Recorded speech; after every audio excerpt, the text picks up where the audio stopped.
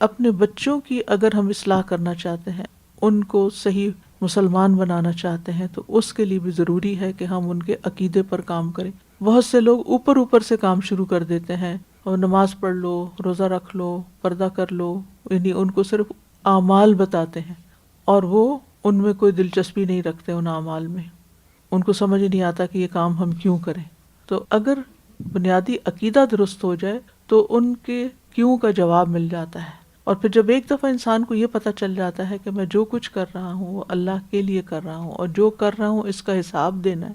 تو پھر اس کو اللہ تعالیٰ کی بات سمجھ میں بھی آتی ہے، پھر اس کے اندر دین کے اوپر عمل کرنے کی دلچسپی بھی پیدا ہوتی ہے، اور پھر اس کے اندر سے ڈاؤٹس بھی ختم ہوتے ہیں، پھر وہ اللہ سبحانہ تعالیٰ کو ایک سپریم پاور مانتا ہے، اور پھر اس کے آگے وہ جھک جاتا ہے، اور پھر